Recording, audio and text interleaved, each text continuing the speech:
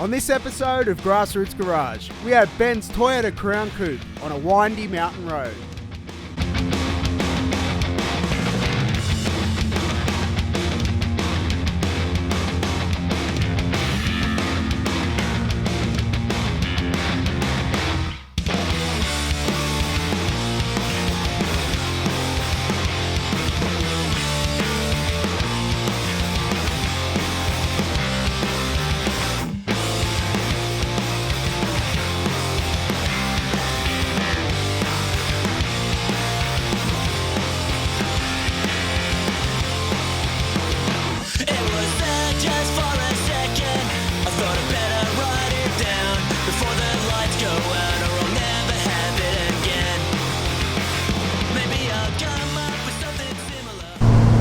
About 6 months ago, when I first I put up a post saying, "What's your favourite driving road?" And a lot of the guys from down this way said Mount Kira Road. You got to go check out Mount Kira Road. So when Ben's beautiful 1971, 71 Crown turned into the inbox, I'm like, "Mate, can we do it on Mount Kira Road?" He's like, "Sure, I'll meet you there." And this is Ben, and we're on Mount Kira Road. Ben, thanks for your time, man. Thanks for taking us for a drive. Tell us about your car. It's a 71 Crown Coupe. Bought it as a wreck. Just restored it, got it on the road. Been cruising it ever since. Give me the rundown of what motors have got in it. I still got the original 2.6 litre, straight 6, but it's just got a little turbocharger with a SU carby on the front of it. Ooh, a little draw through. Yeah, a little draw through. Yeah, man. That's old school, man. I can't wait to check that out. It's got water methanol spray on it as well. That's the bottle there. So you fill it up with water, half water, half methanol. Methanol? Yep. And where does it actually inject it? There? Right there. Right there. And when you hit over 5 pound of boost? Yep. A little light comes on the dash and that lets you know it's spraying water and methanol into the engine, into the carby. So what pump, how does it pump it? It's got a little pump on the bottom of the bottle here. It's hard to see, but... Yeah, it's like a washer bottle. It's like a washer bottle, yeah. So it's just a certain PSI, it just starts dropping. Something triggers it at about 5 methanol. PSI and then it starts spraying it. Like the carby sub, is that like a Toyota thing, or is that something you've worked on? No, you know what? The carby turbo setup was done when I bought the car. Yep. There's a place in Queensland called Mike Fine Turbochargers. They're the oldest turbocharging place in Australia. Okay. And they did it. I don't know when, but a long time ago. Wow. So yeah. So it is like a legit old school turbo setup. Oh, it's from back in the day. I left the engine bay completely unrestored because it worked, and I liked how it's got patina. Like you can tell it's been in there for a million years. Yeah. Look at this, man! Wow, that is old school, isn't it? Yeah. Wow.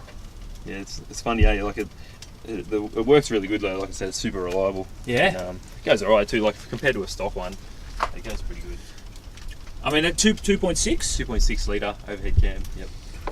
It's like when I look at what they're doing, 2.6 the RBs. Yeah. The size of the turbo they're putting on them, man. and then this little guy. Is the tiniest turbo you'll ever see. Yeah. It's doing the job, man. Hey, It's giving you a bit of boosts boost, it a little bit. Yeah, that's it. So we've got the factory manifold on the exhaust side. Factory exhaust manifold, Mhm. factory intake manifold, and they've just made adapters off of those to make put the carby turbo. So so that you just take the carby off. Yep. Put it on the inlet side of the turbo. Yep, that's right. When the turbo spools up, it just draws in. Draws air and fuel. And that turbo. just means the carby's just dumping fuel in. Yeah, that's right. And then it just pushes it, instead of drawing it in, it's now just getting pushed into the engine. Yeah, that's right. So that's really cool. I've never actually sat down and had a good look at a draw-through setup, because everyone says, if you're going to do... Yeah, sorry. When I bought the car, I looked at it and laughed. I didn't think it'd work. He assured me, the guy I bought it off assured me it worked well. Yeah. And I just didn't think it would work that well. But I couldn't believe how reliable and how easy it starts and drives and idles. It works well. So could you put this through an intercooler? You can, yeah. The guy who tuned it said he could make an intercooler between there. You could put a little top mount. Yeah, top mount. That's right. Yeah. And there's no issue with putting fuel air mix through the intercooler. It's not going to damage the internal. Well, I'm no expert, No. if everything's working well, I'm sure it works. But if something doesn't work, if something goes wrong, it could cause. That's fascinating, man. Really, isn't it? Yeah.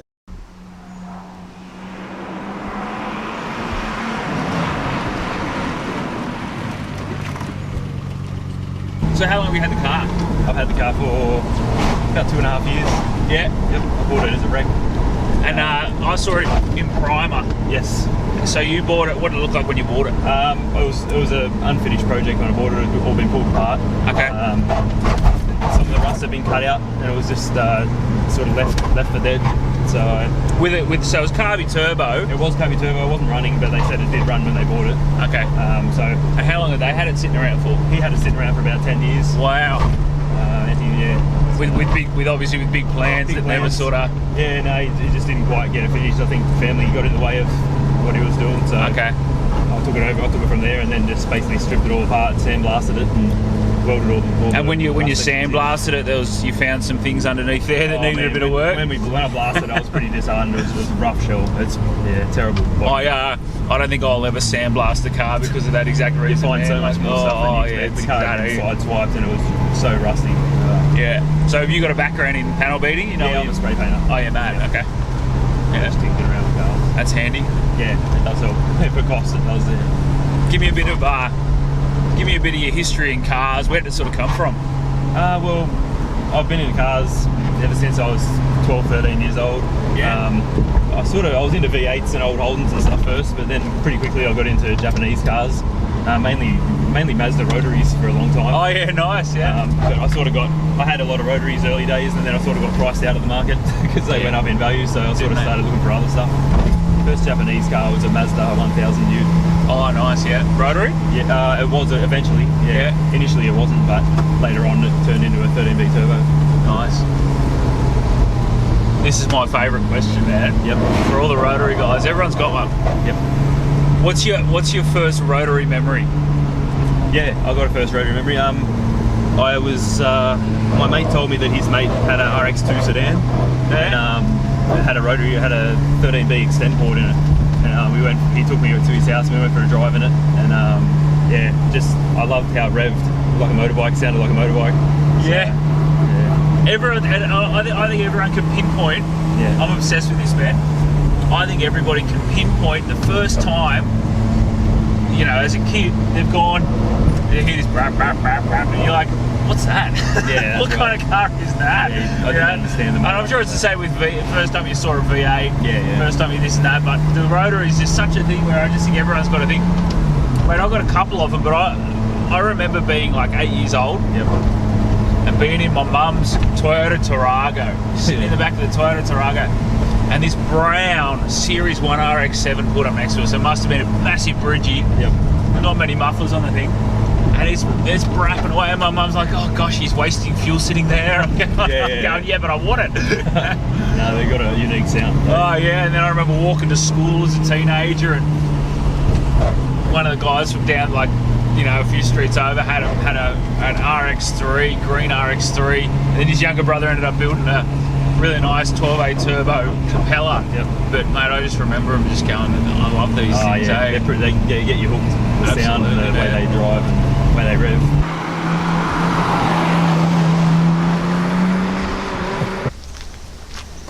What are these wheels?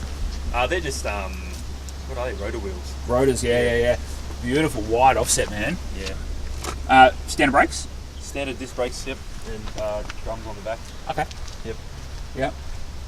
They're nice big factory disc brakes on the front, really. Yeah, they're not bad, eh? Actually, they pull it up like enough. They're enough for what the rest of the car has. So this is like Toyota's hero car of 1971, is it? Yeah, that's right. It's sort of a luxury sports car, and I've made it a bit more sporty than I suppose they were from the factory. Yeah. Well, the seats, I bought the seats before I bought the car. They came out of a boat some guy had on Gumtree. Yeah. So I bought them first and sort of built the rest of the car around it. The rest of the trim come out of a few different cars. They're just the best pieces I could find, original parts, all over the place. And that's a real, that's a cool little feature through this door trim. It is, it reminds me of the old Monaros and like Brohams and stuff. Yeah. Sort of pretty fancy 70s sort of stuff. 70s, isn't it? Yeah. Yeah. I like that on the steering wheel, it's got the same pattern.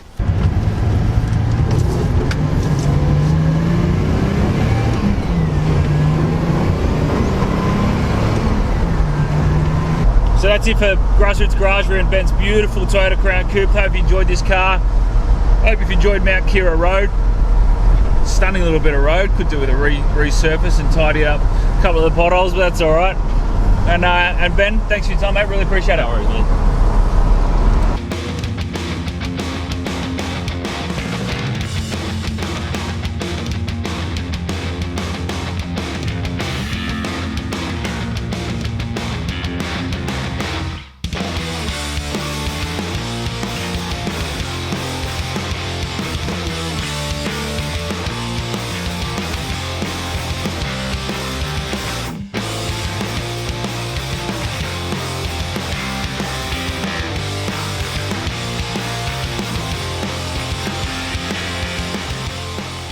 Thanks for watching and stay tuned for the next one.